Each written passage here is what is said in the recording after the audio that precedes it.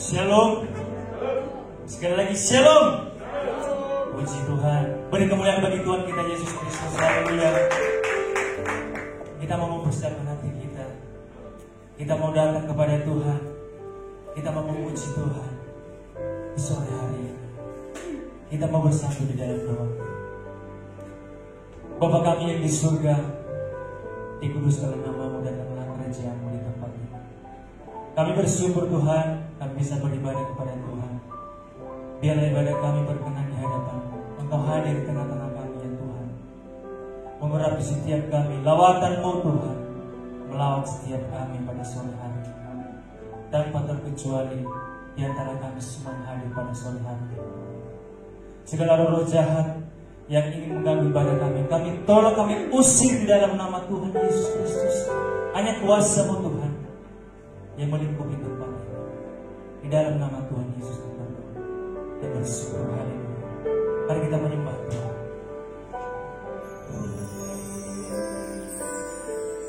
Terima kasih ya Tuhan. Terima kasih. Kami bersyukur.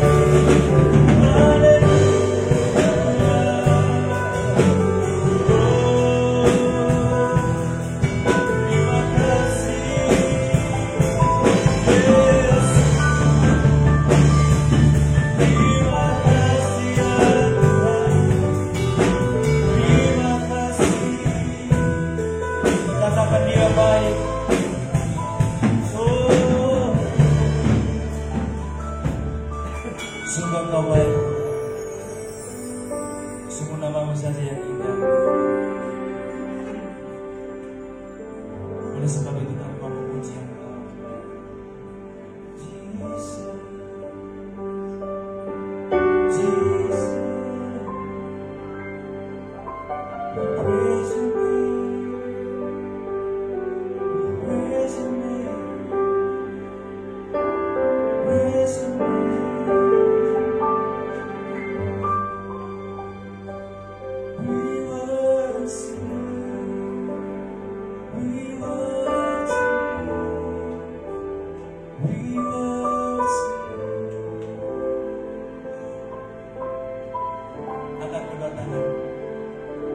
Katakan kepada Tuhan, ku mau memuji, ku selalu puji-Mu, ku mau menyembah-Mu, ku selalu sembah-Mu, Kau yang layak terima semua pujian. Kemuliaan hanya bagi Tuhan. Ku mau memuji-Mu, ku selalu puji-Mu, ku mau menyembah-Mu,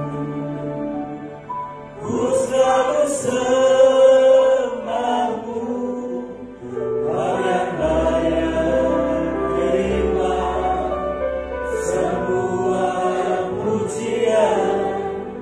Kemuliaan hanya bagi Tuhan.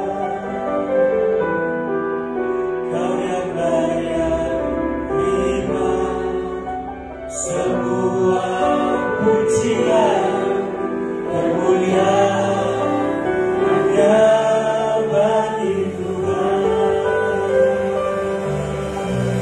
Kau yang layak terima semua pujian.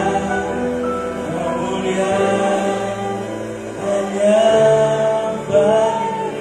Mari sembah Dia, mari sembah Tuhan, mari sembah Tuhan. Katakan segala kemuliaan hanya bagi-Mu Tuhan. Segala pujian kami hanya naikkan kepada-Mu ya Tuhan.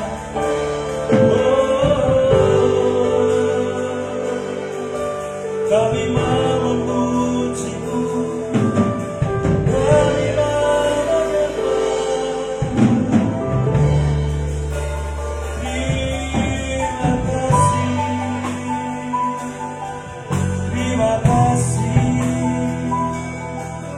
terima kasih, Yesus. Haleluya.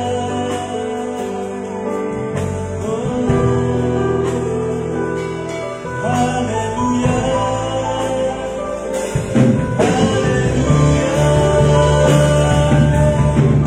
oh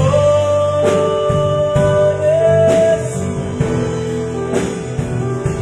kami berseru kepada-Mu, kami benci-Mu,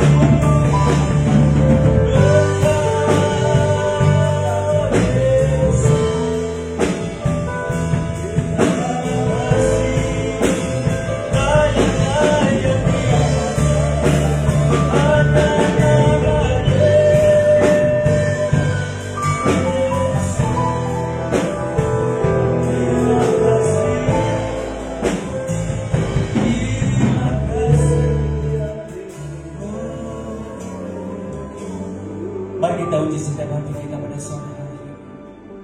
Apakah kita sudah sungguh-sungguh datang kepada Tuhan? Apakah kita sudah sungguh-sungguh memuji Tuhan? Apakah kita sudah sungguh-sungguh mau menyenangkan hati Tuhan pada sore hari ini lewat puji-pujian kita?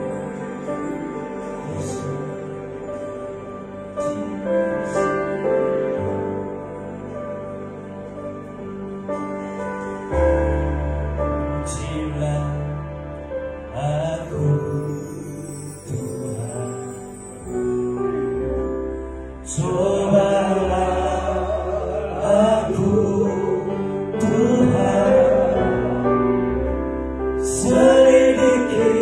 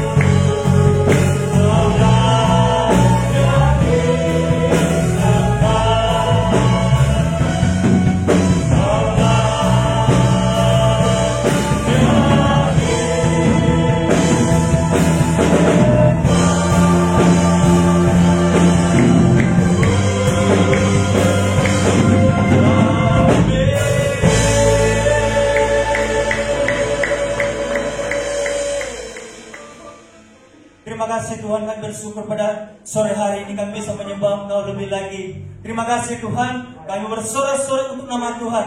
Di dalam nama Tuhan Yesus kami berdoa dan bersyukur. Yang siap memuji Tuhan sama-sama katakan amin. Kami katakan amin. Kita mengatakan juga penuhi cakrawala Tuhan.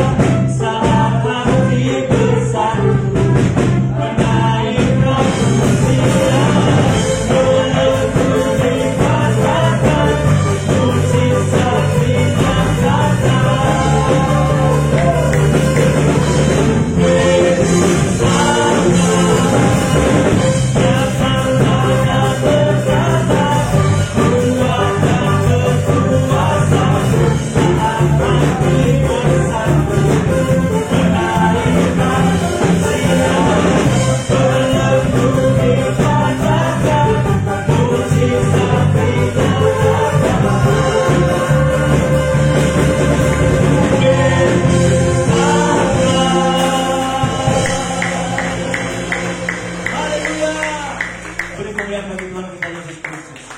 Silakan duduk kembali.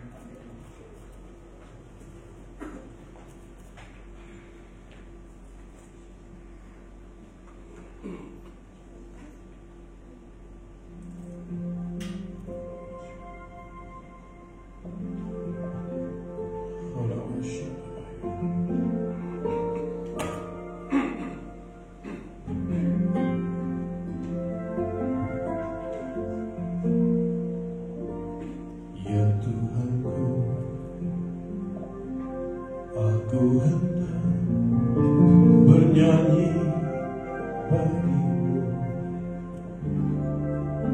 selama aku hidup. Ya Allahku, aku hendak bermazmur bagimu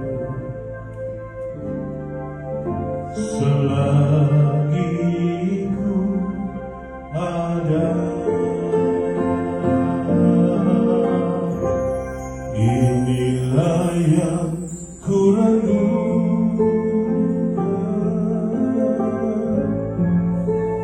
setiap waktu. Nyanyian pujian dan pengagungan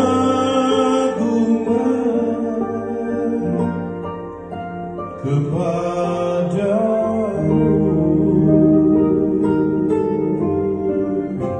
Biarlah manis kau dengar Tuhan, oh manis kau dengar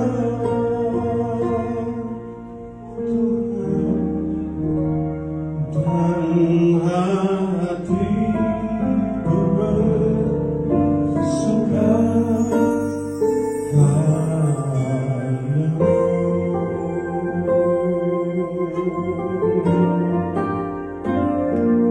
ya Tuhanku, aku hendak bernyanyi bagimu selama aku hidup. Ya Allahku, aku hendak bermazmur bagimu selagi ku ada. Inilah yang ku rindukan setiap waktu. Nyanyian pujian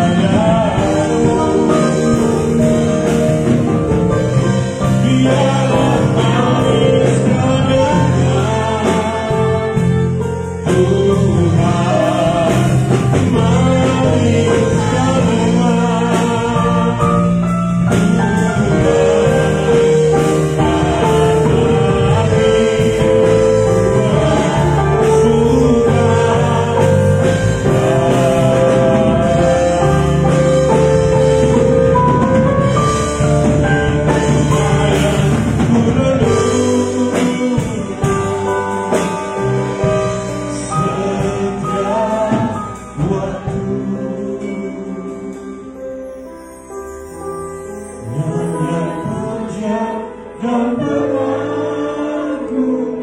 Glory.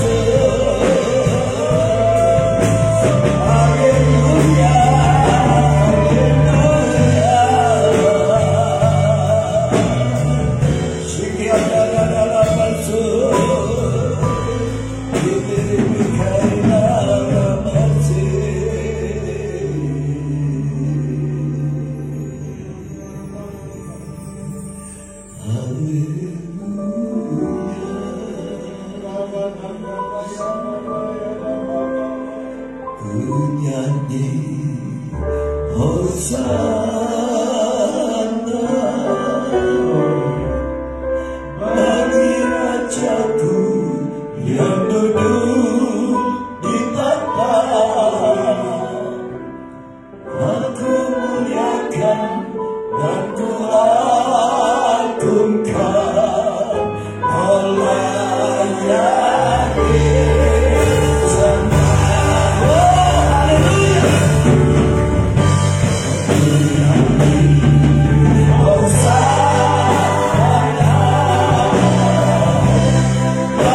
Raja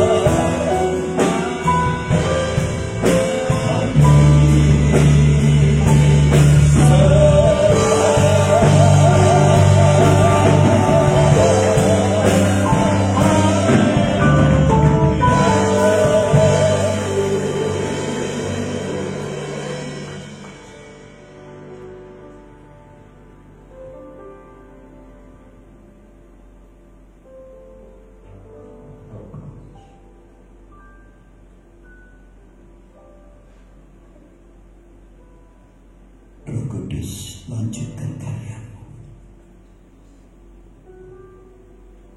Dalam waktu yang ada saat ini, jamaah-Mu menyegarkan roh dan jiwa kami. Kami percaya pada saat ini kehadiran-Mu memerdekakan setiap kami dari segala tekanan persoalan di dalam kehidupan kami, bahwa kami lebih lagi masuk ke dalam hadirat-Mu Tuhan, untuk menikmati damai sejahtera dan sukacita ilahi yang Engkau akan alirkan di dalam setiap kehidupan kami. Roh Kudus, berkaryalah pada saat ini Bapa. Berhadiratlah di tengah-tengah kami Tuhan, tenggelamkan kami di dalam kasih karunia-Mu yang paling dalam pada saat ini, sehingga setiap kami boleh merasakan hadirat-Mu memenuhi setiap kehidupan kami. Terima kasih Bapa. Segala pujian, hormat, dan ucapan syukur kami persembahkan kepada Allah yang kami sembah, yang kami kenal di dalam nama Tuhan Yesus Kristus, penebus kami yang hidup. Terima kasih Bapa. Sekarang tibalah saatnya kami mau duduk dengan diam, membuka hati kami dan mengarahkan pikiran kami yang tertuju kepadamu. Kami berdoa biarlah urapan Roh Kudus turun atas setiap kami, baik jemaat-Mu yang mendengar firman-Mu dan juga hamba-Mu yang Tuhan pakai untuk menyuarakan isi hati-Mu petang hari ini Bapa. Kendalikan hati dan pikiran kami, supaya pikiran dan hati kami tertuju hanya kepada Bapa yang sebentar akan berfirman di tengah-tengah kami. Oleh karya Roh Kudus Engkau memerdekakan kami dan memberkati kami, supaya kami boleh mengerti apa yang menjadi kehendak Bapa pada saat ini, sehingga kami pulang, kami boleh mengerti apa yang menjadi tujuan Allah pada saat sore hari ini memanggil kami untuk beribadah kepada-Mu Bapa. Terima kasih Tuhan. Berfirmanlah Bapa, karena kami siap untuk mendengar dan kami siap untuk melakukan firman-Mu. Hanya di dalam nama Tuhan Yesus Kristus kami berdoa. Berfirmanlah Tuhan, kami siap untuk menerima firman-Mu. Haleluya. Yang siap terima firman Tuhan katakan amin. Silakan duduk saudaraku. Shalom. Puji Tuhan, saudaraku yang dikasihi Tuhan. Mari kita sama-sama membaca firman Tuhan di dalam 1 Raja-Raja pasal 19. Kita akan baca ayat 7. Ayat 9. 19 ayat 9 sampai dengan ayat yang ke-18. Allah menyatakan diri di Gunung Horeb. Di sana masuklah ia ke dalam sebuah gua dan bermalam di situ. Maka firman Tuhan datang kepadanya demikian. Apakah kerjamu di sini, hai Elia? Jawabnya, aku bekerja segiat-giatnya bagi Tuhan, Allah semesta alam. Karena orang Israel meninggalkan perjanjian-Mu, meruntuhkan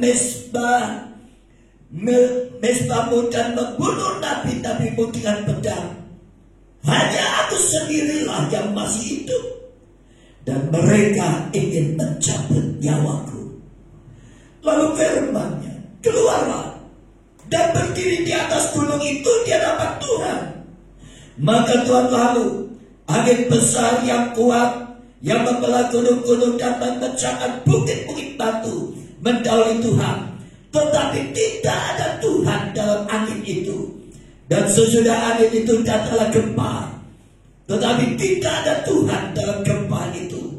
Dan sesudah gempa itu datanglah api. tetapi tidak ada Tuhan dalam api itu.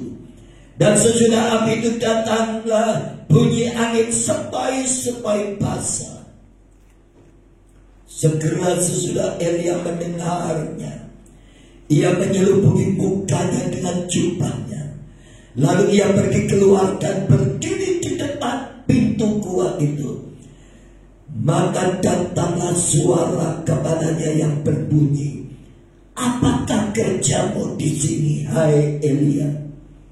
Jawabnya, aku bekerja segiat-giatnya bagi Tuhan, Allah semesta alam. Karena orang Israel meninggalkan perjanjianmu, meruntuhkan mesbah-mesbahmu, dan membunuh nabi-nabimu dengan pedang, hanya aku sendirilah yang masih hidup, dan mereka akan mencabut nyawaku. Firman Tuhan kepadanya, pergilah, kembalilah ke jalanmu, melalui padang gurun sampai ke Damsyik. Dan setelah engkau sampai, engkau harus mengurangi Hazael menjadi raja atas Aram. Juga Yehu cucu Nimsi haruslah kau tapi menjadi raja atas Israel. Dan Elisa bin Safat dari Abel Meholah harus kau tapi menjadi nabi menggantikan engkau. Maka siapa yang terluput dari pedang Hazael akan dibunuh oleh Yehu, dan siapa yang terluput dari pedang Yehu akan dibunuh oleh Elisa. Tetapi aku akan meninggalkan 7.000 orang di Israel, yakni semua orang yang tidak menyembah Baal dan yang mulutnya tidak mencium dia. Amin. Saudaraku, saya katakan kepada saudara bahwa hampir setiap manusia pasti memiliki saat-saat titik jenuh di dalam hidupnya. Dan saya katakan kepada saudara, di saat saudara dan saya di dalam posisi seperti itu, ini adalah situasi yang cukup rawan, yang saudara dan saya jangan sepelekan. Karena titik-titik jenuh itu akan bisa berubah menjadi sebuah tekanan yang seringkali dikatakan depresi. Saudara yang dikasihi Tuhan, saya katakan saudaraku, bahwa tekanan di dalam kehidupan manusia itu tidak sebatas hanya kepada jemaat, kepada orang awam, tetapi baik kepada sebuah tingkatan-tingkatan di dalam kehidupan manusia. Baik orang yang punya keadaan yang cukup nyaman, saudaraku, orang yang punya jabatan kedudukan sekalipun, bahkan kepada seorang hamba Tuhan, bisa mengalami titik jenuh di dalam hidupnya, dan tidak sedikit yang mengalami depresi, tekanan di dalam batinnya. Khususnya dalam situasi pandemi saat ini, saudara. Banyak orang yang sedang mengalami sebuah tekanan.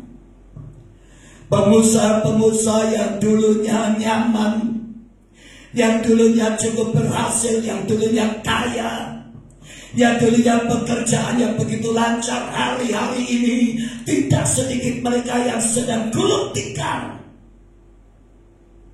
Kalau saudara dan saya tidak pernah gulung tikar, amin, sebab tidak punya tikar. Amin.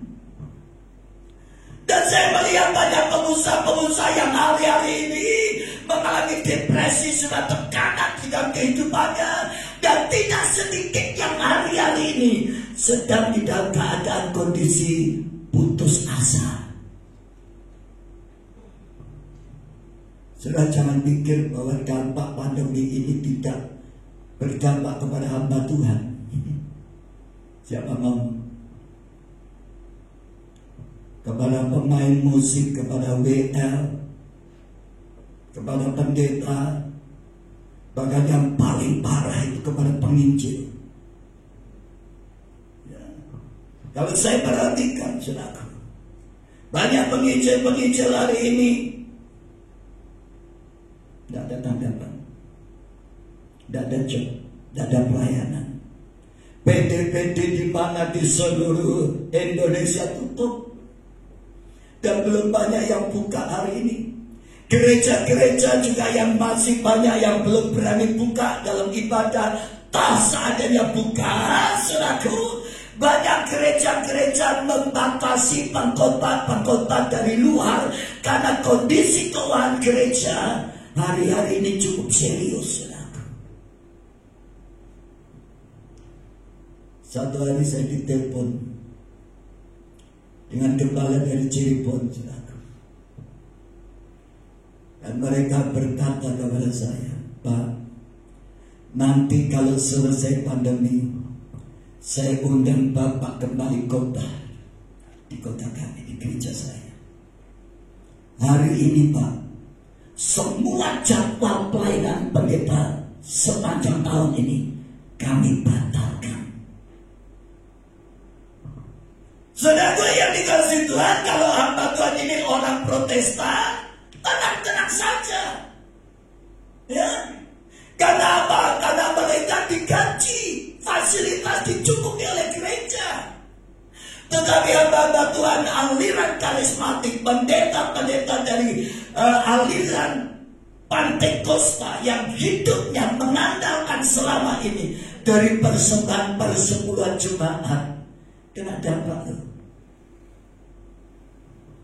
Oleh sebab itu saya katakan kepada saudara, rupa-rupanya sebab tekanan atau depresi ini tidak hanya dirasakan oleh jemaat biasa, tidak hanya dirasakan oleh pengusaha, tidak hanya dirasakan oleh karyawan, terlebih-lebih karyawan hari ini mereka banyak berkata selaku tidak sedikit yang mengalami menjadi korban PHK. Yang masih kerja kena pemotongan, ada beberapa pemotongan insentif, saudaraku. Dipotong ini, gajinya enggak komplit seperti biasanya. Karena apa, saudaraku? Karena perusahaan dan toko mereka itu menjaga keuangan mereka supaya stabil antara pemasukan dan pendapatan, saudaraku, dan pengeluaran. Itu harus ada balance-nya, keseimbangan. Saudara yang dikasih Tuhan, situasi keadaan pandemi hari ini banyak menggoncangkan kehidupan setiap manusia, termasuk di Indonesia, bahkan merambat sampai kepada gereja-gereja dan jemaat dan hamba-hamba Tuhan. Saudara yang dikasih Tuhan, oleh sebab itu saya katakan kepada saudara, kalau orang tidak bisa mengelola titik jenuh di dalam hidupnya, kemudian menjadi sebuah tekanan dan depresi, tidak sedikit yang putus asa. Dan setelah putus asa, mereka berusaha mengakhiri hidup. Beberapa waktu yang lalu, dunia sedang digoncangkan oleh sebuah berita dari California. Seorang pendeta yang cukup besar di California, jemaatnya hampir 15.000. Tapi pendeta ini kedapatan bunuh diri, saudaraku. Namanya Jared Wilson. Saudaraku, kalau kita berpikir, kita mulai bertanya di dalam hati kita, bagaimana seorang pendeta bisa bunuh diri? Bukan pendeta yang ecek-ecek loh. Pendeta yang jemaatnya cap gocing 15.000. Ya. Bisa bunuh diri, mengakhiri hidup. Karena apa? Karena dia tidak tahan dengan tekanan yang di dalam kehidupannya. Kenapa saya katakan orang seringkali bisa mengalami depresi, saudaraku? Karena yang pertama, tekanan mental yang dialami oleh manusia. Yang kedua, saudaraku, karena tekanan hidup lewat persoalan-persoalan yang setiap hari dihadapi, ya, baik lewat masalah pelayanan, masalah ekonomi, masalah keuangan, masalah rumah tangga, masalah sakit penyakit yang tidak kunjung sembuh, ya, tekanan yang tidak kunjung selesai, saudaraku. Ini akan membuat sebuah masalah itu berkepanjangan di dalam hidup seseorang, akhirnya mendatangkan tekanan yang luar biasa, sehingga tidak sedikit orang merasa hari ini putus asa. Oleh sebab itu, saudara, nasihat firman Tuhan hari ini buat kita sebagai umat Tuhan. Pada saat saudara dan saya merasa ada sebuah tekanan di dalam hidup saudara, sebuah tekanan yang membuat saudara hari-hari ini hampir putus asa karena masalah-masalah yang tidak pernah selesai di dalam hidup saudara dan saya. Tekanan ini bisa membuat sebuah tekanan yang dikatakan depresi. Hamba Tuhan di dalam sejarah, di dalam Alkitab, banyak yang sedang pernah mengalami sebuah tekanan depresi dan keputusasaan. Yang pertama, Elia. Siapa yang gak kenal Elia? Bahkan Elia adalah termasuk jajaran nabi besar. Amin. Elia adalah seorang nabi yang dipakai Tuhan secara luar biasa. Banyak mujizat-mujizat Allah yang tidak bisa dinyatakan oleh nabi-nabi yang lain, Tuhan nyatakan melalui pelayanan Elia. Kuasa Allah didemonstrasikan lewat pelayanan Elia. Dan suatu saat Elia bisa mengalahkan Nabi Baal 450 orang. Karena mereka tidak bisa mendatangkan api dari langit untuk membakar mezbah korban bakaran mereka.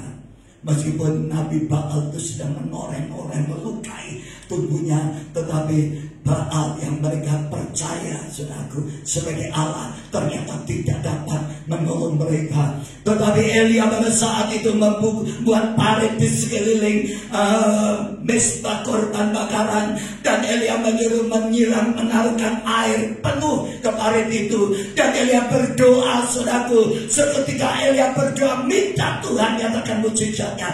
Tuhan mendatangkan api dari langit untuk membakar habis korban bakaran yang dipersiapkan Elia di atas mezbah. Tetapi Elia yang hebat, yang baru mengalami mujizat yang luar biasa, satu hari dia tertekan, saudara.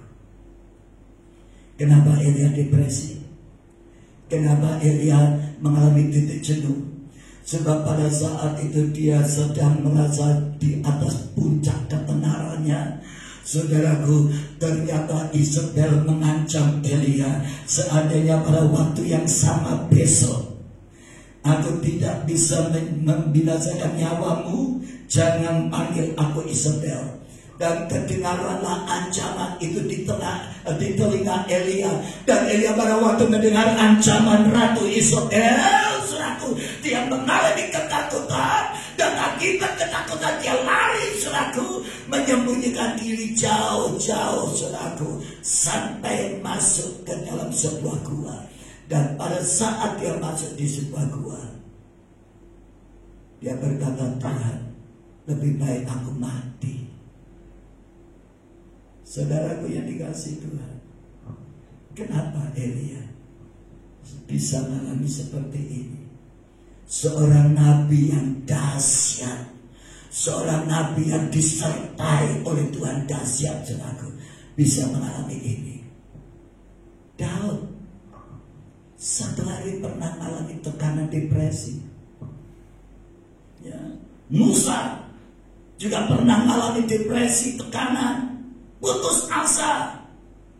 Bahkan dikatakan Rasul Paulus, Rasul di dalam perjanjian baru, saudaraku, yang cukup ternama sampai hari ini, pengajaran Rasul Paulus adalah sebuah pengajaran yang luar biasa, karena dia meletakkan pengajaran kerasulan, di mana Tuhan menaruhkan hikmat kepada Rasul Paulus lebih daripada rasul-rasul yang lain. Tetapi satu hari Rasul Paulus yang dipakai Tuhan secara luar biasa pernah juga mengalami keputusasaan. Itulah sebabnya saudaraku, pada sore hari ini, pada waktu saudara dan saya mengalami sebuah tekanan di dalam pikiranmu karena masalah keuangan, masalah ekonomi ini, masalah keluarga rumah tangga, masalah sakit penyakit. Kalau satu saat saudara dan saya sedang mengalami keadaan seperti ini, apa yang harus saudara dan saya lakukan? Kita baca Mazmur 42.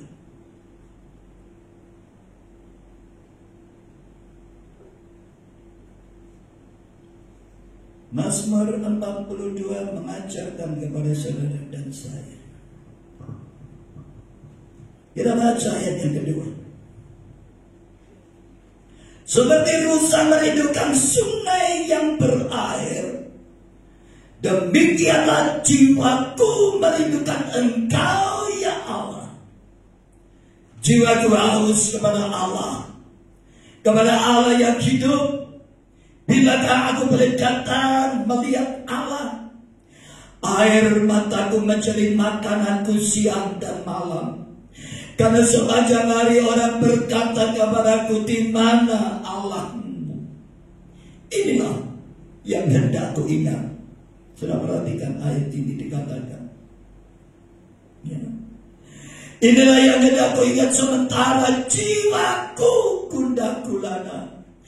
Bagaimana aku berjalan maju dalam kebenaran manusia, mendahului mereka melangkah ke rumah Allah dengan suara sorak-sorai dan nyanyian syukur dalam keramaian orang yang mengadakan perayaan.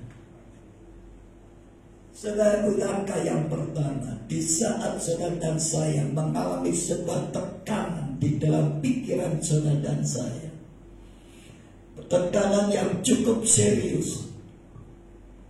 Bahkan Bani Korah berkata di dalam ayat ini dikatakan, pada saat jiwaku gundah gulana. Sebuah tekanan yang amat sangat terjadi, saudaraku.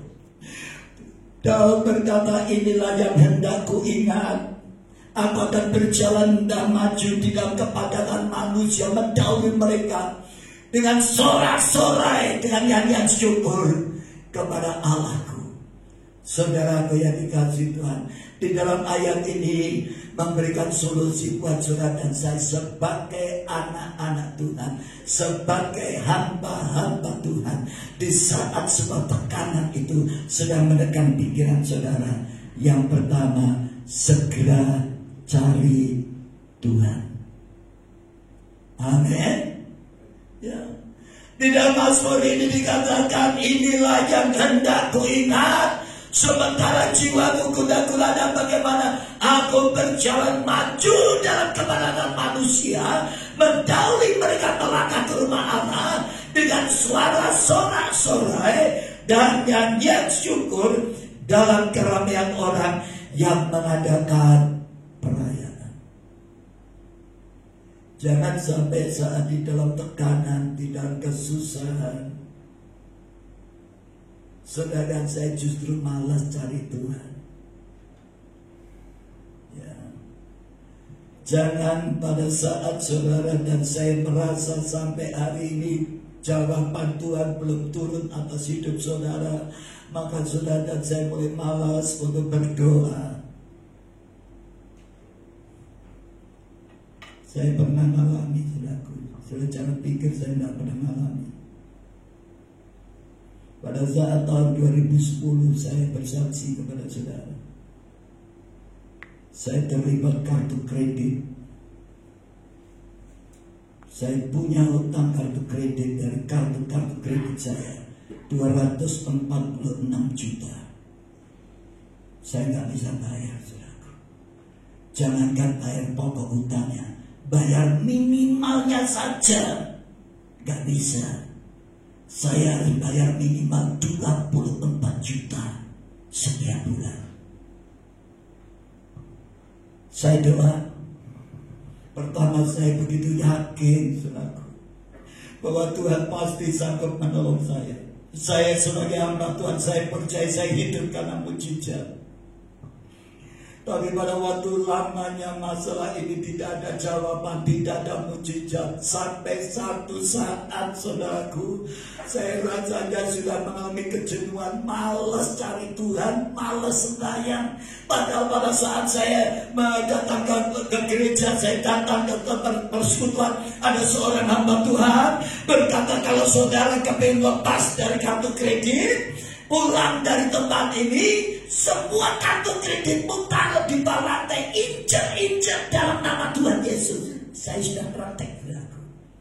8 kartu kredit saya injek-injek semua, saudaraku. Ternyata mujizat tidak terjadi, saudaraku.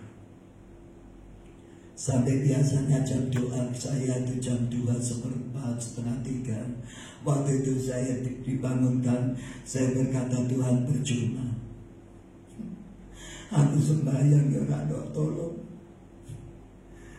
Ya lebih baik gak usah sorot-sorot tangisu, nangis delosor. Setiap saat sudah aku sampai meler semua, air mata, air hidung meler semua sudah. Sampai saya delosor yang Tuhan. Doa iya, puasa iya, tapi mujizat gak terjadi, saudaraku. Sampai satu saat Tuhan bangunkan saya sembahyang, ayo doa, saya gak mau, saudaraku, saya tidur. Tuhan berkata, iya wes, terus mau turun. Baru 10 menit, saya mimpi, saudaraku. Saya menjadi seorang pemain sepak bola, bagian penyerang. Pada saat bola itu persis di depan gawang, saya tendang, saudaraku. Dan saya begitu yakin, saudaraku. Saya pikir saya kayak kuman. Dan apa yang terjadi, saudaraku? Pada waktu saya tendang, saudaraku, bola itu, ternyata bola itu tidak masuk gawang, tapi saya menjerit kesakitan. Karena apa? Kaki saya nendang tembok, saudaraku. Akhirnya sakit saya, aduh, saya turun, saya berkata, Tuhan, kau jangan mimpi juga ini Tuhan di surga mungkin guyu-guyu, rasanya lagi di kau sembahyang gak turun. Sekarang tak kayak mimpi kayak jadi juara hebat, saudaraku, pemain sepak bola yang terkenal, mungkin kayak Maradona, saudaraku. Ya, kau izinkan saya menggiring bola kayak Maradona, begitu lincah kakinya, saudaraku. Padahal saya gak bisa nyaduk bola melenceng, saudaraku. Dan saat itu saya doa turun dan saya turun dari tempat tidur dan saya doa. Tuhan berkata, mau gak doa? Saya berprinsip, saudaraku. Saya berdoa, saya minta pertolongan Tuhan lewat mujizat. Sampai akhirnya, saudaraku, istri saya usul supaya untuk mengatasi persoalan ini harus jual rumah. Ya, saya berpikir usul istri saya cukup relevan, cukup bisa diterima dengan akal sehat, saudaraku. Dengan penjualan rumah, saya masih punya sisa dan saya bisa beli rumah lagi, saudaraku. Tapi ternyata jalan Tuhan bukan jalan saya. Dan saya bisa mengatasi hutang saya bukan harus lewat jual rumah, tapi saya dapat mujizat terima warisan. Saudaraku yang dikasih Tuhan, bukan namanya Tuhan Yesus kalau dia tidak bisa menolong saudara dan saya. Amin. Selama saudara dan saya yakin, saudara benar-benar percaya dengan segenap hati, dan pada saat saudara mendahului orang-orang melangkah datang ke rumah Tuhan, Tuhan tidak akan pernah sia-siakan. Tuhan tidak pernah mempermalukan orang yang berharap kepada Tuhan. Amin. Itulah sebabnya Mazmur ini berkata, saudaraku, pada saat jiwaku gundah gulana, ini yang hendak aku ingat. Saudara dan saya perlu ingat, saudaraku, cari Tuhan dengan sungguh-sungguh pada saat saudara dan saya di dalam sebuah tekanan, dan pada saat saudara sedang mengalami titik jenuh di dalam hidupmu, saudaraku, karena sebuah tekanan masalah yang hari-hari ini begitu berat menekan pikiran saudara, dan banyak orang Kristen gak bisa tidur meskipun minum lelap, tidak pernah bisa terlelap karena kakean utang. Amin. Saudara yang dikasih Tuhan, oleh sebab itu yang selanjutnya dikatakan oleh Mazmur 62,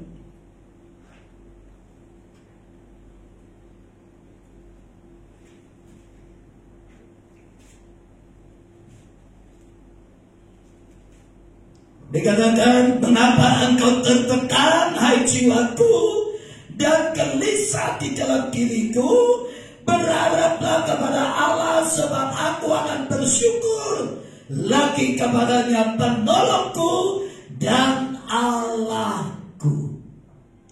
Yang kedua dikatakan, mengapa engkau tertekan ya dalam diriku, sebab dikatakan berharaplah kepada Allah, sebab aku akan bersyukur kepadanya, dan dikatakan penolongku dan Allahku. Yang kedua, saudaraku, di saat sebab tekanan sedang menekan pikiran saudara, yang membuat jiwamu gundah gulana, gak tenang, saudaraku. Jiwa saudara sedang dalam keadaan tertekan luar biasa, bingung, gak karuan, saudaraku. Bagaimana saudara dan saya sudah berpikir, bagaimana saudara dan saya bisa keluar dari masalah, saudara dan saya bagaimana bisa mengalami pertolongan Tuhan. Ada satu terobosan yang luar biasa, yang spektakuler yang saudara dan saya alami. Tetapi pada saat saudara melihat, sudah sembahyang, sudah berharap karena Tuhan dengan sungguh-sungguh, tetapi saat mujizat itu terjadi, itu belum terjadi, apa yang saudara dan saya harus lakukan? Firman Tuhan mengajarkan kepada saudara dan saya, Tuhan ingin supaya saudara dan saya tetap percaya kepada Tuhan. Amin. Karena hari-hari ini saudaraku, banyak orang sudah mulai tidak percaya. Ya.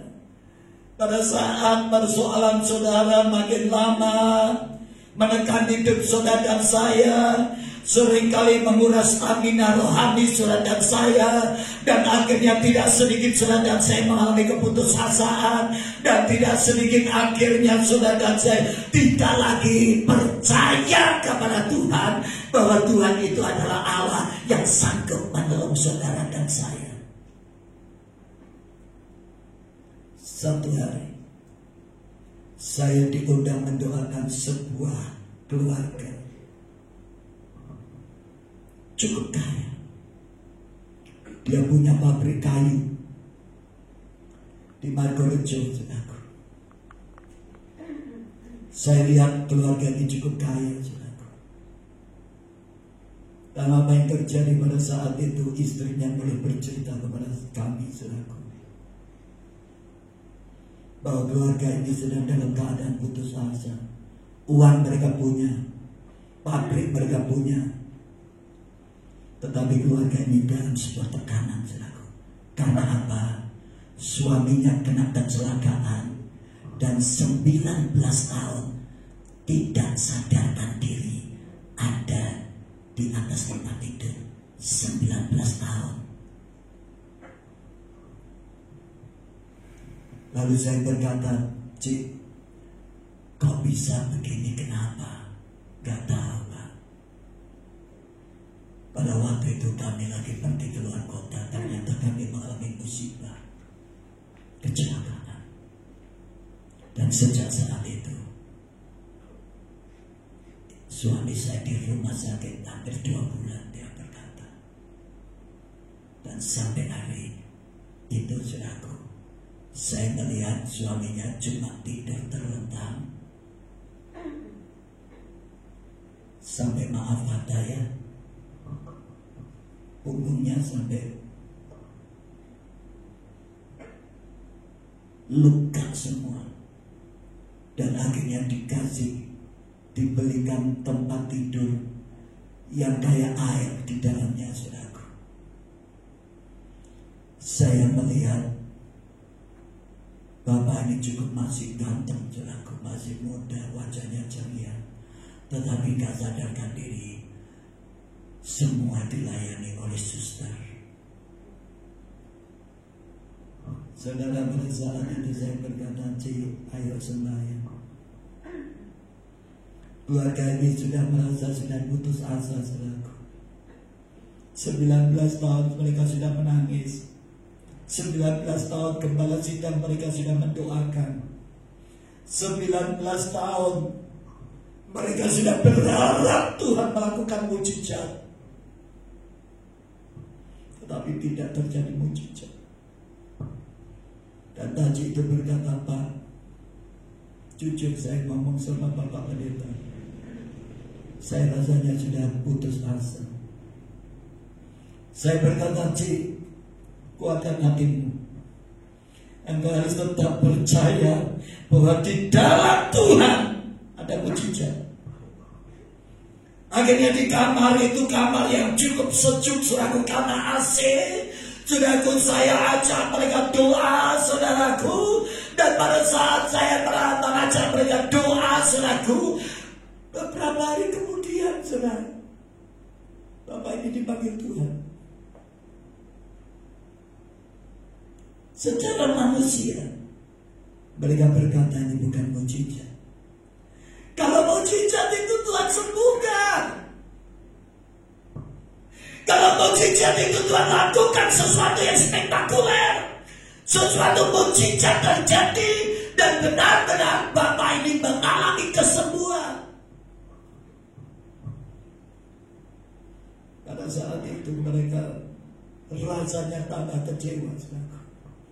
Tapi setelah mereka pikir-pikir, saudaraku, akhirnya mereka berkata, saudara, bahwa saya bersyukur beban yang 19 tahun Tuhan bebaskan atas keluarga ini. Saudara, saya berkata kepada saudara, merawat orang sakit itu tidak gampang, saudara. Merawat istri atau suami yang kena stroke gak bisa apa-apa, itu butuh hati yang double, butuh kesabaran, saudaraku. Amin. Ayo, sudah mau ngomong apa? Kalau sudah dan saya punya uang, sudah bisa panggil suster, bersihin kotorannya, kencingnya, gantiin semua setiap pagi sore, mandiin, nyeka semua batu badannya. Mungkin seminggu sudah masih berbelas kasihan kepada suami orang tuamu. Tetapi setiap sekian bulan, sekian tahun, itu bukan sesuatu yang gampang. Makanya kalau ada keluargamu yang bisa mau merawat orang tuamu yang sudah tidak bisa apa-apa, itu suatu anugerah yang perlu saudara syukuri. Karena belum tentu kalau beban ini dipindahkan kepada saudara, saudara dan saya mampu merawat selain dia. Dan pada saat itu dia Taji ini berkata kepada saya, Pak, puji Tuhan, sekarang saya baru tahu mujizat itu tidak selalu berkata tentang kesembuhan, tapi kelepasan dari beban itu juga mujizat. Amin. Itulah sebabnya saya katakan kepada saudara, janji firman Tuhan dikatakan di saat jiwaku kuda kulana di dalam diriku. Aku tetap berharap kepada Tuhan, Allahku dan penolongku. Dan dia katakan saudaraku di dalam ayat ini, sebab aku akan bersyukur lagi kepadanya, yang dikatakan penolongku dan Allahku. Sikap yang Tuhan inginkan di dalam hidup saudara dan saya hari-hari ini, bila engkau dan saya tetap bisa bertahan, senantiasa bisa mengucap syukur atas setiap karya Tuhan yang Tuhan sedang izinkan terjadi di dalam hidup saudara, senang atau susah, termasuk bagian rencana Allah yang Allah sedang kerjakan di dalam hidupmu dan hidupku. Tahun 81 saya bangkrut dari usaha saya sebagai pengusaha mebel. Dan hampir beberapa toko di Gemblongan, toko mebel itu langganan saya. Karyawan saya nggak banyak, cuma 40 orang. Tahun 81 saya bangkrut. Habis. Kekayaan saya habis, minus. Mobil saya 5, bayar utang kabeh entek. Yang terakhir Alfa Romeo saya disita oleh Bank Marano. Itu mobil kebanggaan saya, sebuah prestise buat saya. Mercy saya 212. Karena memang sejak dari muda saya ini penggemar mobil, saudara. Dan sudah tahu, pada waktu mobil saya diminta oleh Bank Marano kuncinya, dan mobil itu dikeluarkan dari garasi. Saya merasa habislah semua kebanggaan di dalam hidup saya. Dan sudah tahu, maaf ya, untuk makan aja sulit, saudara. 2 tahun saya diproses Tuhan, saudara. Sampai akhirnya saya kontrak sana, kontrak sini. Dan untuk bisa menyekolahkan anak dan menyambung hidup, kami buka warung. Saya bukan ayam bakar. Saya sendiri yang bakar ayamnya. Istri saya yang buat es tehnya. Saya beli 2 meja formica dengan 8 kursi formica, saudaraku. Dan pada saat saya kontrak dengan Utama Tengah dan 1 nomor 3, saudaraku, itu depannya saya kasih sosoran. Kemudian saya taruh 2 meja. Saya hanya bisa beli. Uang saya cuma tinggal 40.000. Saya beli meja formica 2 dan 8 kursi. Dan setiap saat saya jaga di situ. Kalau ada orang beli, saya langsung bakar. Seorang pengusaha alami seperti ini, saudaraku. Dan satu hal yang saya ingat, saudaraku, dalam keadaan seperti itu, tidak ada orang yang bantu saya. Bahkan 2 hamba Tuhan yang tinggal di rumah saya selama 2 tahun, yang makan bersama dengan saya, yang pada saat saya diberkati, saya suplai mereka, saya penuhi kebutuhan mereka sebagai hamba Tuhan, saudaraku. Pada saat saya hancur, mereka dua-duanya gak ada yang nongol satu pun. Orang mendekati orang, didekati orang yang bermasalah, yang sedang bangkrut, itu nggak gampang loh. Banyak orang takut didekati, takut diutangi. Kalau diutangi, kapan bayarnya? Kalau orang kaya sama kayanya, milih duit kapan gunen sih? Baru gampang. Tapi sing utang di wong sing ra ndek duit, sing utange akeh, belum tentu sudah merengek-rengek diutangi. Ini realita sebuah kehidupan. Amin. Tapi saudara dan saya tidak boleh sakit hati.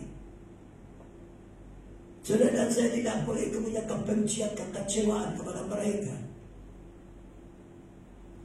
Tapi pada saat itu saya melihat karya Allah. Meskipun 2 tahun, saudaraku, saya nggak punya modal, saya nggak bisa kerja apa-apa. Saudara tahu, justru saya bisa bayar utang. Itu yang tidak masuk akal, saudaraku. Saya belum menjadi hamba Tuhan.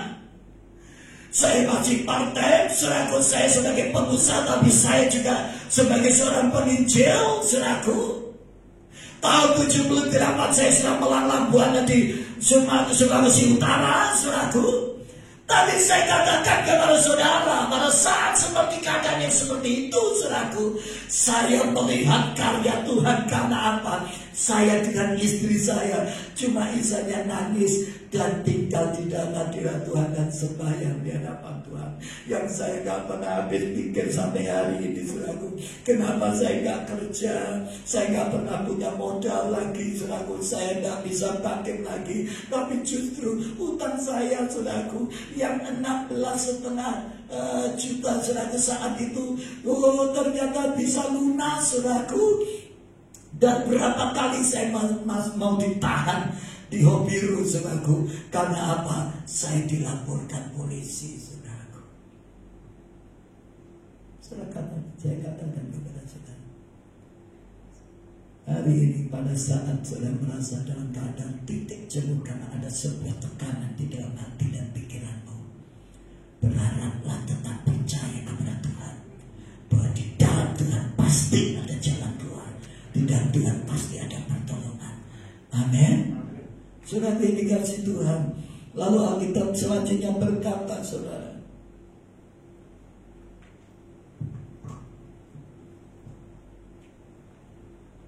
ayat 7, jiwaku tertekan di dalam diriku, sebab itu aku teringat kepadamu dari tanah sungai Yordan dan gunungan Hermon, dari gunung Misar, samudera raya berpanggil-panggilan dengan deru air terjunmu, segala gelora dan gelombangmu bergulung-gulung melingkupi aku.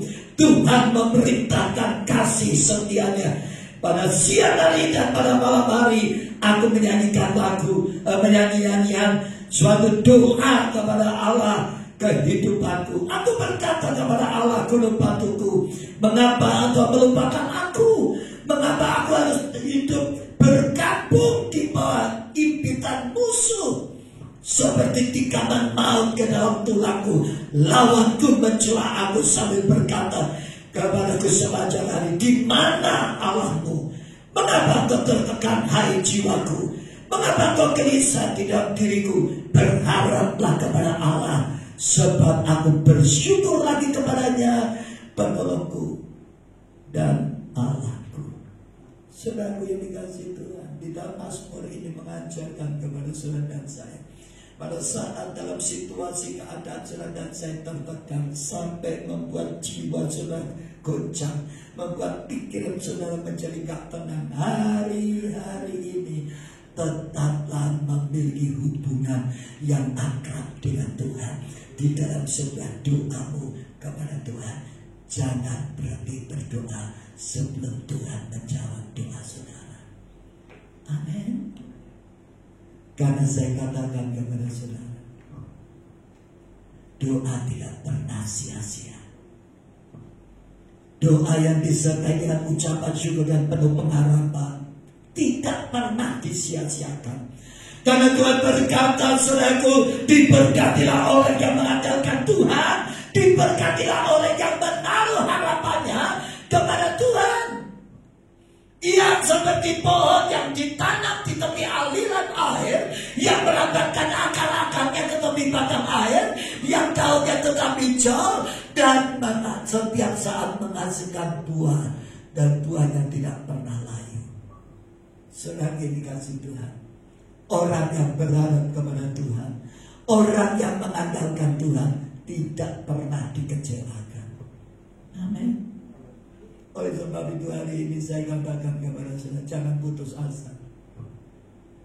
Meskipun sampai hari ini doamu belum didengar dan belum dijawab oleh Tuhan, mungkin sampai hari ini mujizat belum dinyatakan di dalam hidupmu, tapi saya beritahukan, pada saat saudara dan saya berdoa, pada saat saudara dan saya berseru kepada Tuhan, doamu itu termasuk di dalam agenda Tuhan untuk melakukan sebuah jawaban. Amin. Saudara yang dikasihi Tuhan, saya berkata kepada saudara dan kita semua, saya yakin saudaraku, bahwa di saat saudara dan saya berdoa kepada Tuhan, di saat saudara berseru-seru kepada Bapa di surga, saat itu semua permohonan saudara dan saya sudah tercatat di dalam agendanya Tuhan. Tinggal saatnya Tuhan menjawab doa saudara, karena waktumu tidak sama dengan waktunya Tuhan. Kalau Tuhan sampai hari ini saudaraku belum menyatakan mujizatnya, Karena Tuhan sedang mengerjakan sesuatu kepadamu. Saya diproses Tuhan 2 tahun, saudaraku.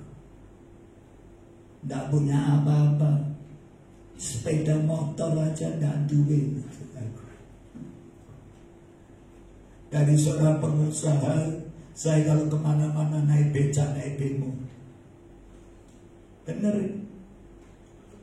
Saya kalau mau pergi-pergi taman, pinjam sepeda motor tetangga. Saudara, ini kasih Tuhan, saya berkata kepada saudara, selama 2 tahun, saudaraku, kenapa mujizat tidak segera terjadi dalam hidup saya? Pada saat saya bangkrut, saya ngomong sama mama saya minta tolong sama mama saya, saudaraku. Maka saya kirim lagi barang mebel 1 truk. Gak sedikit, saudara. Tapi saudara, saya sendiri heran. Kenapa mebel mama saya yang 1 truk yang dikirim ke saya itu saudara dari Jepara habis. Sekarang saya punya masalah baru, sebuah tekanan yang amat sangat.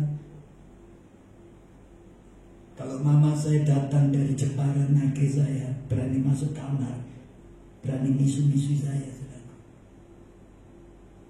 Tapi kalau orang nagih saya, berani masuk kamar misu-misu tak celurin. Tapi kalau mama saya diam ke stomach, kau nek duit tak bayar. Waduh, kamu ini anak kurang aja, duitnya wong tua kok gawe gitu. Waduh, macam-macam. Makanya lebih baik aja utang wong tua. Amin. Utang dari wong tua itu lebih sadis nek nagih. Amin. Saya tahu kenapa Tuhan biarkan sampai 2 tahun penderitaan itu dalam hidup saya. Karena Tuhan sedang mengajarkan sesuatu kepada saya untuk dipersiapkan menjadi seorang hamba Tuhan. Belajar mengandalkan Tuhan sepenuh hati. Sekarang pada waktu saya jadi hamba Tuhan, saya melihat saudaraku mujizat itu terjadi. Itu lewat doa, lewat jengkol saudaraku yang terlibat di hadapan Tuhan, saudaraku.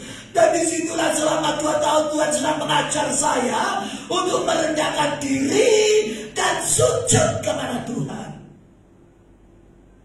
Oleh sebab itu kenapa Tuhan sampai hari ini, sudah berapa lama Tuhan belum melakukan mujizat? Karena Tuhan sedang mengerjakan sesuatu yang berguna untuk hidupmu dan hidupku. Dulu pada waktu saya jadi seorang pengusaha, saya tidak bisa hidup lepas dari uang.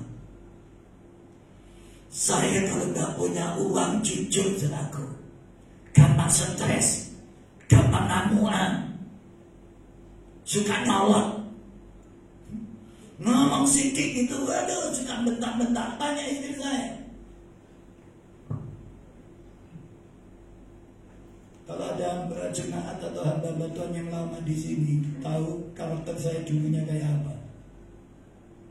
Meskipun masih sudah jadi hamba Tuhan, saya ini dulunya pemarah, keras dan segala macam.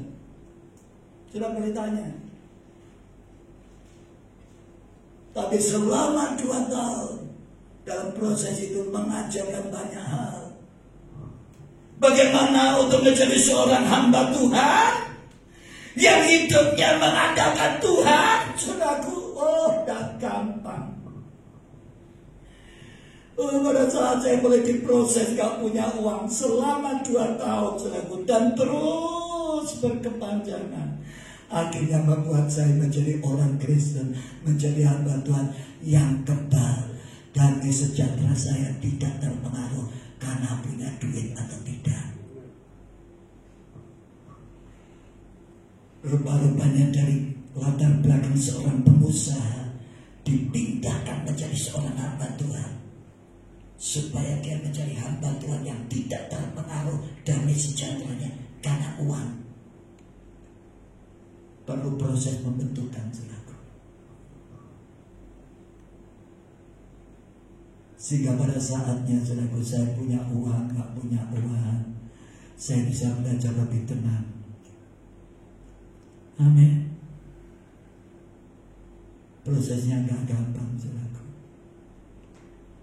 Orang kalau gak punya uang, saya berkatakan berkali-kali, penyakitnya dua macam.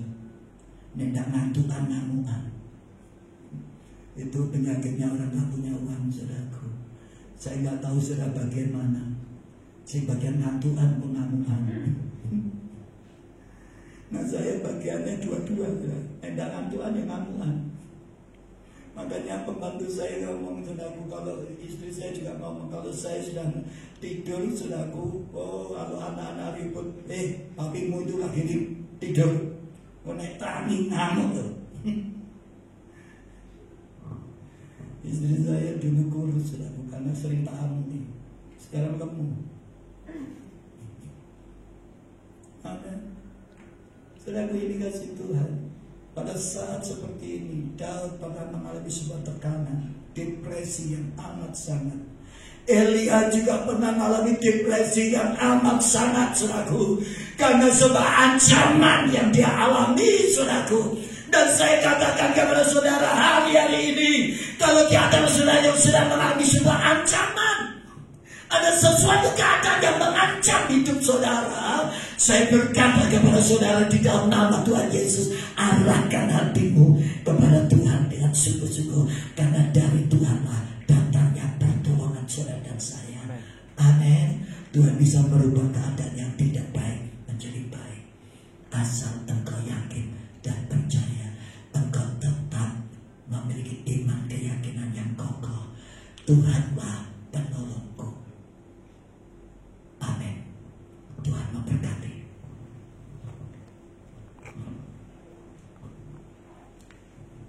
Mari kita berdoa.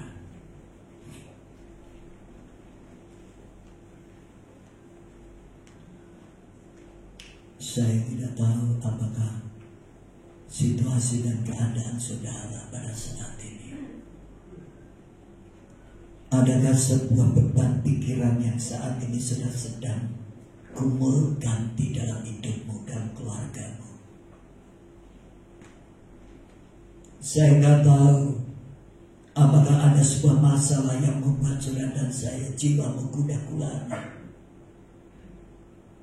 Engkau merasa tertekan dan tidak tenang di dalam hidupmu karena masalah-masalah ini, masalah ekonomi, masalah pekerjaan, masalah rumah tangga, masalah pelayanan, masalah kesehatan, masalah kebutuhan hidup, dan tekanan-tekanan yang engkau dan saya hadapi hari-hari ini. Saya nggak tahu beban apa yang saat ini sedang menekan hidup kita. Tapi yang saya tahu cuma satu. Hanya di dalam Yesus ada jalan keluar. Hanya di dalam Yesus Tuhan ada pertolongan. Oleh sebab itu berharaplah dan berserulah kepada Tuhan, Sang Penolong itu. Tetaplah kau berharap, meskipun rasanya sedang putus asa. Kenapa Elia bisa mengalami depresi? Kenapa saatnya Elia bisa berkata, Tuhan, lebih baik aku mati? Karena dia merasa sendiri. Berapa banyak orang tertekan di dalam hidupnya karena merasa seorang diri. Gak ada orang yang memperhatikan dia, gak ada orang yang mengasihi dia, gak ada orang yang dimana dia bisa curhat. Karena jujur seringkali kita tidak dapat menemukan teman curhat yang bisa dipercaya, yang bisa menyimpan sebagai rahasia. Berapa banyak saudaraku orang hari ini merasa gak yakin kalau dia curhat dengan seseorang. orang itu pasti bisa menyimpan sebuah rahasia. Karena banyak orang Kristen dan hamba Tuhan sekalipun yang bocor mulutnya. Itulah sebabnya saya berkata kepada saudara, jadilah menjadi seorang sahabat bagi sahabatmu yang mungkin hari ini, bagi temanmu dalam pelayanan yang hari ini keadaannya sedang terpuruk. Dengar keluhan mereka, dengarkan beban mereka, dan bawa mereka, persoalan mereka di dalam doamu. Teman yang baik adalah teman yang bisa merasakan kesusahan temannya. Teman yang baik adalah teman yang memiliki kasih di dalam hidupnya. Pada saat itu Elia berkata, sekarang semua orang meninggalkan aku, hari ini aku seorang diri. Pada saat saudara dan saya tidak bisa menceritakan segala bebanmu kepada orang lain. Banyak orang berkata, saudaraku, pada waktu orang itu bisa menceritakan unek-uneknya, pada saat orang itu bisa menceritakan segala bebannya, orang itu berkata, aku rasanya lega, plong rasanya hatiku, karena aku bisa mengeluarkan unek-unekku, aku bisa menceritakan segala bebanku. Pada saat ini, saudaraku, hanya kepada Tuhan saudara curahkan isi hatimu, dan kemudian saudara curahkan hatimu, bebanmu, ceritakan kepada hamba Tuhan untuk dapat mendoakan bebanmu. Dan saya percaya saudaraku, akan terjadi kelegaan pada saat saudara dan saya mau berbagi akan persoalanmu untuk didoakan, didengar orang lain. Betapa senangnya kalau kita menceritakan dan orang itu mendengar dengan baik. Saudaraku yang dikasihi Tuhan, oleh sebab itu belajarlah pada saat ini kita menjadi orang yang selalu belajar terbuka. Terima kasih Bapa buat nasihat firman-Mu pada malam hari ini. Biar malam hari ini Tuhan firman-Mu termeterai di dalam setiap hati kami. Di dalam nama Tuhan Yesus Kristus, kami tidak mau Tuhan putus asa. Pada saat kami melihat doa kami belum dijawab, pada saat berkat belum turun atas hidup kami, pertolongan Tuhan belum terjadi atas hidup kami tidak mau putus asa, kami tidak mau kehilangan iman percaya kami bahwa Tuhan sudah mendengar doa kami dan Tuhan pasti tolong kami. Terima kasih Bapa, meteraikan firman-Mu yang kami dengar pada saat ini, dan bila firman itu memerdekakan kami pulang dari ibadah ini Tuhan, kami boleh mendapat rahasia untuk hidup terlepas dari tekanan hidup ini ya Bapa. Tuhan, Kau tahu apa yang menjadi pergumulan sidang jemaat-Mu di tempat ini. Kami menyerahkan semuanya ke dalam tangan-Mu Tuhan. Terima kasih Bapa. Hanya Tuhan yang tidak pernah mengecewakan kami. Hanya Tuhanlah harapan kami satu-satunya. Karena kami hanya membutuhkan mujizat dari Tuhan. Dalam nama Tuhan Yesus Kristus, terpujilah nama-Mu Bapa. Kami bersyukur kalau di depan kami saat ini ada tubuh dan darah-Mu Bapa. Sementara Tuhan akan persekutukan kami di sekeliling dengan tubuh dan darah-Mu. Terima kasih Tuhan, persiapkan kami dalam nama Tuhan Yesus. Saya udah Tuhan berjamaah untuk maju ke depan. Kira bata kaya rapa syukur dari titik kaya rapa syukur rapa syukur bata kaya.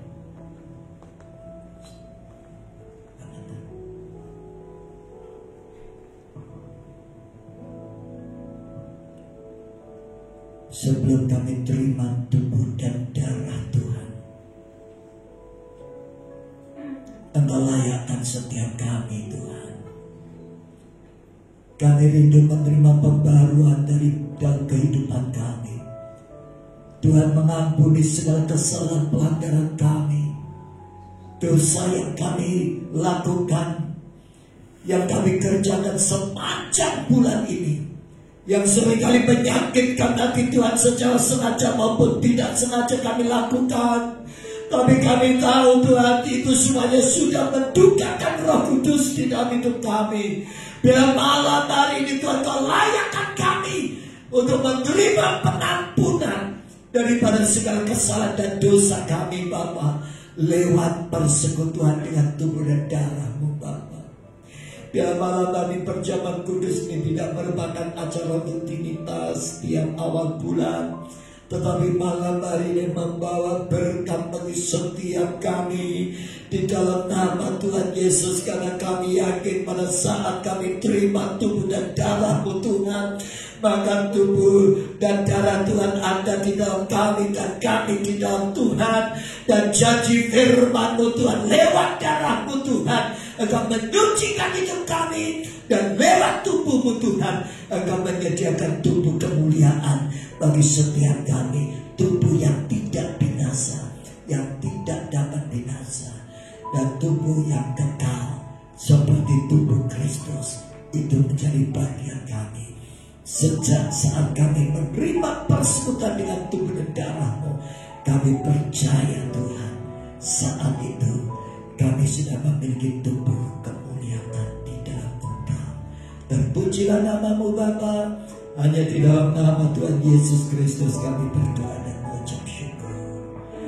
Berkati dan layakkan kami hamba-hamba Tuhan yang melayani, untuk membagikan tubuh dan darah Tuhan kepada seluruh sidang jemaat. Di dalam nama Tuhan Yesus Kristus kami berdoa. Haleluya. Yang siap terima tubuh dan darah Tuhan katakan amin.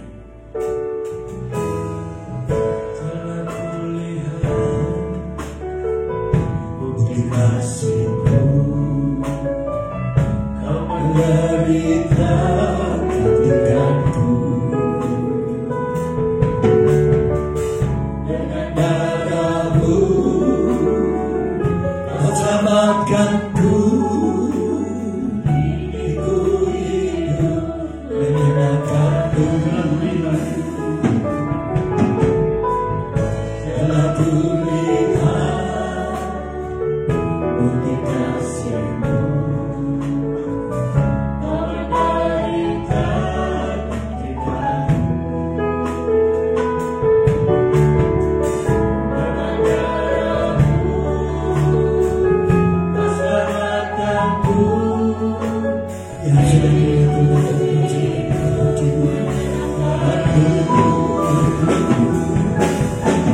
lalu besar kasih-Mu Bapa, pengorbanan yang Kau berikan bagiku,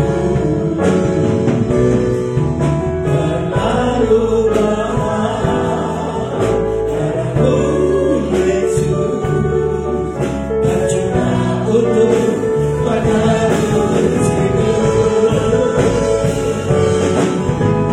Lalu besar kasih-Mu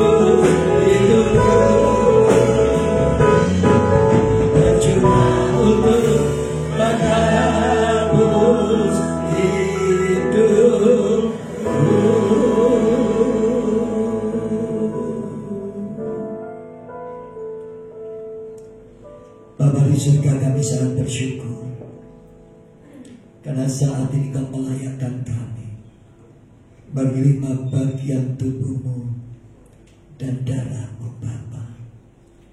Kami mengucap syukur untuk anugerah-Mu yang begitu luar biasa bagi kami. Kami yang tidak layak, Engkau layakkan kami. Kami yang seharusnya binasa di dalam kematian kekal karena dosa, Engkau telah menebus kami lewat tubuh dan darah-Mu Bapa. Terima kasih Tuhan Yesus buat pengorbanan-Mu di atas kayu salib. Bahkan lewat kematian-Mu kami boleh menerima kehidupan kekal karena Engkau telah bangkit dan hidup, dan Engkau hidup selama-lamanya, dan kehidupan itu menjadi bagian kami karena Engkau anugerahkan kepada kami. Terima kasih Tuhan. Kami mengucap syukur buat persekutuan tubuh dan darah-Mu yang telah Kau persiapkan bagi kami. Di dalam nama Tuhan Yesus kami siap menerimanya. Haleluya. Pada malam tatkala Yesus Tuhan akan diserahkan, Ia mengambil roti, sambil memecah-mecahkan Ia berkata, inilah dagingku. Barang siapa makan dagingku dan minum darahku, Aku akan membangkitkan dia pada akhir zaman. Karena dagingku adalah benar-benar makanan, dan darahku adalah benar-benar minuman. Barang siapa makan dagingku dan minum darahku, ia tinggal di dalam aku dan aku di dalam dia. Jemaat yang dikasihi Tuhan, bukankah roti yang kita pecah-pecahkan adalah persekutuan dengan tubuh Kristus? Amin. Makanlah dalam nama Tuhan Yesus.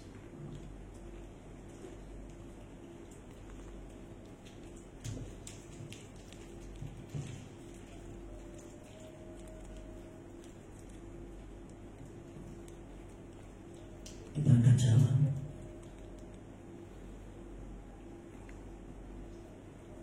Dan setelah makan Dia mengambil cawan lalu Ia berkata, inilah cawan perjanjian baru yang dimeteraikan oleh darahku.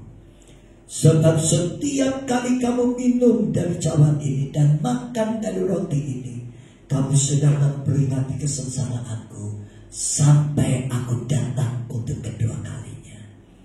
Jemaat yang kasih Tuhan, bukankah cawan yang kita ucapkan syukur adalah persekutuan dengan darah Kristus? Amin. Minumlah dalam nama Tuhan Yesus.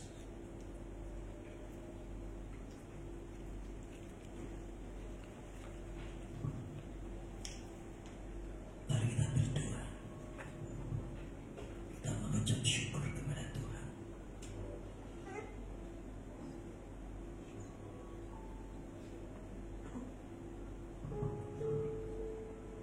Sekali lagi kami mengucap syukur dan terima kasih Tuhan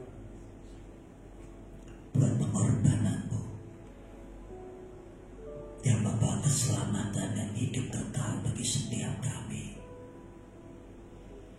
Terima kasih Tuhan, darah-Mu menyucikan hidup kami, sehingga hari ini kami boleh menjadi ciptaan yang baru.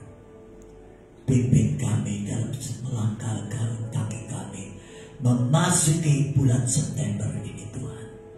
Kiranya Roh Kudus menuntun setiap langkah kami. Apa yang kami kerjakan, apa yang kami lakukan, biarlah semuanya itu menyukakan hati-Mu Bapa. Dan kami tidak mau mendukakan Roh Kudus di dalam hidup kami dengan pelanggaran dan ketidaktaatan dan pemberontakan kami. Tapi kami mau hidup di bulan September ini, kami boleh mempersembahkan kehidupan yang berkenan kepada-Mu Bapa. Terima kasih Roh Kudus, pimpin kami, bahwa kami lebih dalam masuk ke dalam rencana Allah yang sempurna. Terpujilah nama-Mu Bapa, segala puji, hormat, kemuliaan, ucapan syukur kami persembahkan kepada Bapa di surga. Di dalam nama Tuhan Yesus Kristus kami berdoa dan mengucap syukur. Yang diberkati Tuhan lewat perjamuan kudus ini, sedang katakan Amin. Silakan duduk.